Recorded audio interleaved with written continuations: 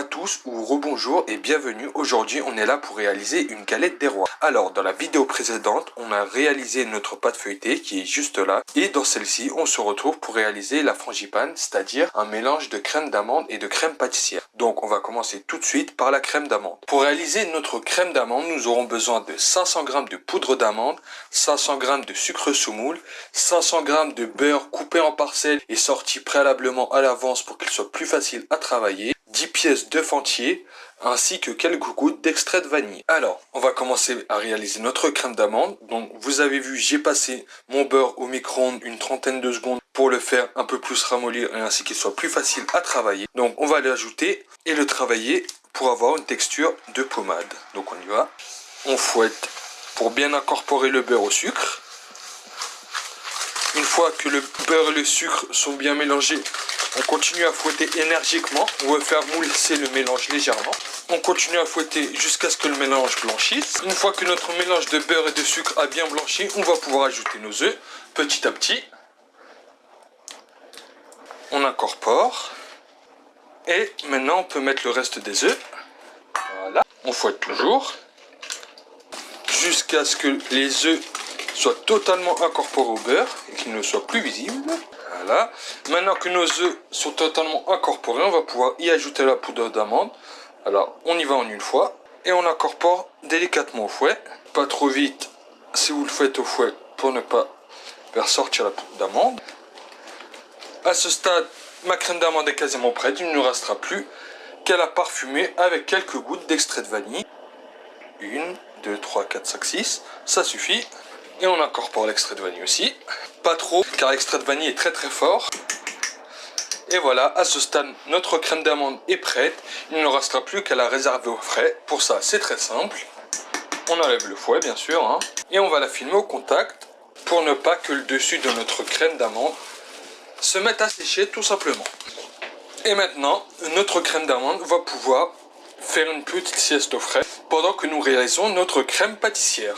Donc, on se retrouve tout de suite pour la crème pâtissière. Alors, on se retrouve pour réaliser notre crème pâtissière qui nous servira à réaliser notre crème frangipane. Pour celle-ci, nous aurons besoin d'un demi-litre de lait, 75 g de farine, 125 g de sucre en poudre ainsi que 4 jaunes d'œufs. Donc, pour réaliser notre crème pâtissière, c'est très simple. On va commencer par mettre le lait à bouillir. En attendant que notre lait bout, nous allons blanchir nos jaunes d'œufs avec notre sucre. Donc, on commence par les jaunes, sucre. Et on fouette énergiquement pour faire doubler de volume. Couvercle sur le lait pour que ça aille plus vite. Attention à surveiller quand même pour ne pas risquer un accident. Vous voyez qu'au fur et à mesure, notre mélange blanchit de plus en plus et se met à gonfler. C'est bon signe. Une fois que mon mélange jaune d'œuf sucre a doublé de volume, on peut y ajouter la farine en une fois. On va l'incorporer gentiment avec notre fouet.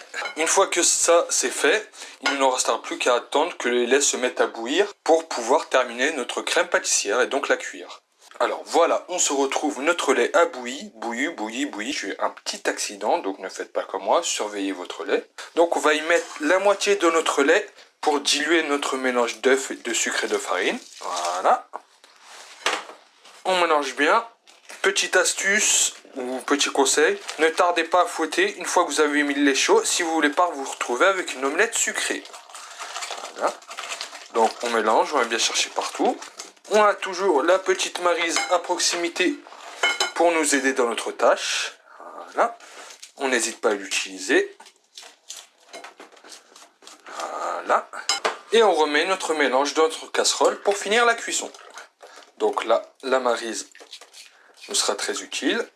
Et on la cuit avec le même principe que la béchamel, c'est-à-dire feu moyen et on fouette régulièrement pour ne pas que notre pâtissière se mette à brûler. On n'hésite pas à aller chercher dans les coins avec le fouet. Et pour la cuisson, on va aller chercher l'ébullition. Et comme pour la béchamel, une fois que l'ébullition sera atteinte, on laissera bouillir une dizaine de secondes pour être sûr de la cuisson de notre crème pâtissière. Vous pouvez jouer avec le feu aussi si vous voyez que c'est trop chaud. Voilà, notre pâtissière est épaissie, elle est quasiment cuite, mais on continue, car on n'a pas atteint encore l'ébullition. On change de bras aussi quand on sent que c'est trop chaud. Le piège de la crème pâtissière, c'est quand on la voit s'épaissir, on pense que c'est cuit, mais ça ne l'est pas. Donc voilà, j'ai rallumé mon feu, nous avons atteint l'ébullition. mais je vais laisser bouillir une dizaine de secondes afin d'être sûr de la cuisson de ma crème pâtissière. Tout en remuant de temps en temps pour ne pas que ça brûle, car ça accroche très vite dans le fond avec le sucre. On se retrouve après une dizaine de secondes d'ébullition, donc maintenant je suis sûr que ma crème pâtissière est totalement cuite. Il ne nous restera plus qu'à débarrasser à plat pour qu'elle refroidisse plus vite et ainsi la mélanger à notre crème d'amande. Et pour la protéger de l'air frais du frigo, pour ne pas qu'elle sèche, même principe que pour notre crème d'amande, film au contact. On fait bien gaffe que tout le film soit en contact avec notre crème. Et maintenant, direction le réfrigérateur pour la faire totalement refroidir et ainsi pouvoir terminer notre crème frangipane. On se retrouve une fois que notre crème sera totalement froide. Ça risque de prendre un peu de temps vu que je n'ai pas de cellule de refroidissement rapide. Donc à tout à l'heure. Alors voilà, on se retrouve. En attendant que notre crème pâtissière refroidisse, on va pouvoir détailler notre pâte feuilletée. Donc pâte feuilletée défilme. On fleure toujours le plan de travail avant d'y poser la pâte pour éviter qu'elle colle à celui-ci. Ce qu'il faut savoir pour la pâte feuilletée, pas besoin de la sortir à l'avance car elle risquerait de trop chauffer lorsque nous allons la travailler. Donc la pâte feuilletée, nous allons la couper en deux. On refleure légèrement. Et maintenant, on va pouvoir l'étaler pour faire nos disques de pâte feuilletée qui nous serviront pour notre galette des rois. Donc on étale, on essaye de lui donner la forme, une forme ronde. On fait bien attention à ne pas faire de boule avec la pâte feuilletée car elle risquerait de pousser dans tous les sens ou de ne pas pousser du tout. On n'hésite pas à fleurer de temps en temps le plan de travail ainsi que la pâte, très légèrement pour ne pas fausser les proportions. On fait en sorte que ça soit bien uniforme. On y va tranquillement sans donner trop de force. Petite astuce du chef Astuce, avec la main, on caresse gentiment notre pâte feuilletée pour vérifier qu'on ait bien la même épaisseur partout. On la fait pas trop épaisse mais pas trop fine non plus. Une fois qu'on a fini d'étaler notre pâte, on vérifie avec notre cercle la taille. Donc là, c'est parfait. On va pouvoir détailler. Si vous n'avez pas de cercle, vous pouvez très bien vous servir d'une assiette et faire le tour avec un couteau. On retire l'excédent de pâte. On n'en fait pas une boule, comme je vous disais, on plie. Voilà. Donc nous avons le fond de notre galette, nous allons pouvoir le réserver sur une assiette avec une feuille de papier cuisson pour ne pas qu'elle colle à l'assiette. Et maintenant, on va pouvoir répéter l'opération pour le chapeau. Donc voilà, pareil, on fleure. Et on la réserve sur notre assiette avec notre feuille de papier cuisson entre nos deux cercles pour ne pas que ça colle. On peut en remettre une sur le dessus pour ne pas que ça sèche. Et donc, notre pâte ira reposer au frigo en attendant qu'on finisse notre crème frangipane. Donc, on se retrouve tout de suite pour terminer la crème frangipane et notre galette des rois. Donc voilà, on se retrouve maintenant que notre pâte feuilletée est prête à l'envoi. Nous allons pouvoir réaliser notre frangipane. Pour cela, c'est très simple. Nous allons y mettre 2 tiers de crème d'amande pour 1 tiers de crème pâtissière. Petite parenthèse à ne pas confondre avec le pitivier qui est composé uniquement de crème d'amande. Voilà, petite parenthèse fermée, donc on y va. On va y mettre 500 g de crème d'amande pour 250 g de crème pâtissière. Donc on pèse. Voilà. Et on passe à la crème pâtissière. On n'oublie pas de faire la tare. Et maintenant, on va lui donner un bon coup de fouet pour la rendre onctueuse. Donc on y va. Et maintenant, on va la mettre tout simplement en poche pour faciliter le garnissage de notre galette des rois. Alors on y va.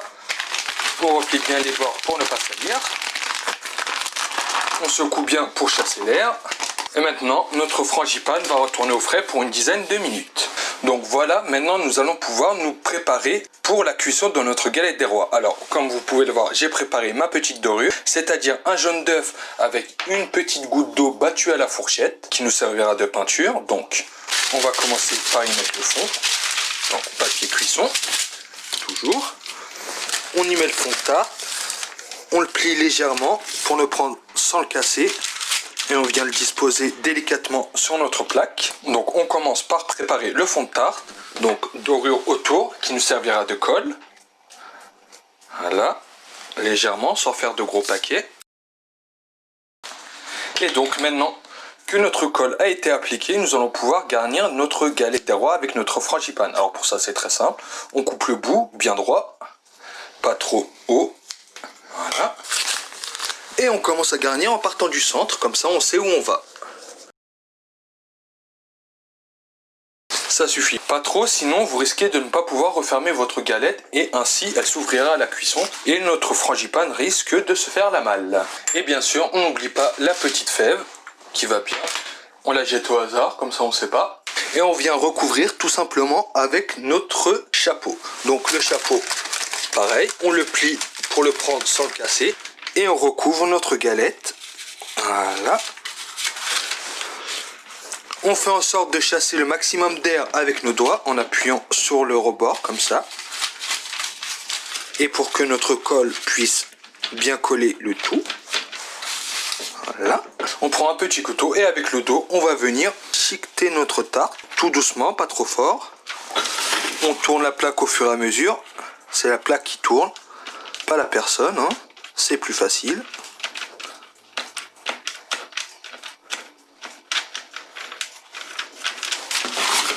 Et cette opération va nous permettre aussi de bien souder les rebords pour ne pas que notre galette s'ouvre à la cuisson. Voilà, opération terminée. Avec une fourchette, on vient quand même appuyer légèrement pour redonner un coup de soudage. Pas trop fort, hein. On vient y remettre un coup de peinture. Pareil, sans faire de gros tas. Terminé. Et avec l'autre petit couteau, toujours avec le dos, délicatement, on va venir la marquer pour lui faire une décoration. Donc on va y faire une rosace. Sans trop forcer, pas du tout même, on n'appuie pas. On fait une petite croix au centre pour y faire une cheminée pour que la vapeur puisse s'évacuer pendant la cuisson. Le montage de notre galette des rois est totalement terminé, on va pouvoir la mettre en cuisson. Alors il faut savoir que mon four a été préchauffé à 180 degrés Celsius et on est parti pour entre 30 et 45 minutes de cuisson. Si votre four a une ventilation, pas comme le mien, n'hésitez pas à y mettre une fourchette de chaque côté pour ne pas que le papier sulfu vienne se coller à la galette pendant la cuisson. Donc on est parti pour 30 à 45 minutes de cuisson. Donc on se retrouve tout à l'heure. Et voilà, on se retrouve après 30 minutes de cuisson. Pour moi, ça suffit largement. Comme vous pouvez le voir, elle est très bien dorée. La pâte a très bien poussé aussi. Donc maintenant, ce qu'il nous reste à faire, c'est essayer de trouver un plat pour la disposer joliment. Donc on se retrouve tout de suite. J'ai fini par trouver un plat pour y disposer ma galette. Et bien sûr, on n'oublie pas la petite couronne. Enfin, petite, très petite même. Hein. Vous moquez pas trop, c'est la seule que j'ai trouvée. Donc on la met comme ça. Et voilà. Là, on arrive à la fin de notre recette. C'était la galette des rois 100% maison. Donc si vous avez aimé cette vidéo, n'hésitez pas à la partager avec vos amis qui sont adeptes du fait maison et accessoirement de la galette des rois. Vous pouvez aussi regarder la précédente vidéo pour apprendre à faire une pâte feuilletée avec du beurre, bien sûr. Hein. C'était le chef Yastus pour cette recette de galette des rois. N'hésitez pas à vous abonner pour ne rien louper des prochaines recettes. Et moi, je vous dis à la prochaine et surtout, prenez soin de vous. Au revoir tout le monde.